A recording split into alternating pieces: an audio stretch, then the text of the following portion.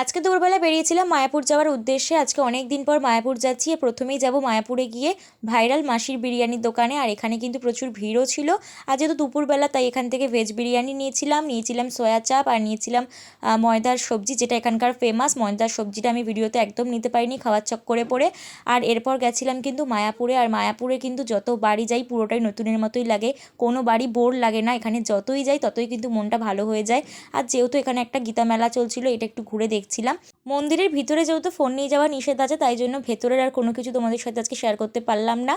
আর এখানে আমরা ঘুরে ঘুরে দেখছিলাম, বেশ ভালো লাগছিল। আর এখানকার সুন্দর যত দিন যাচ্ছে তত বৃদ্ধি পাচ্ছে।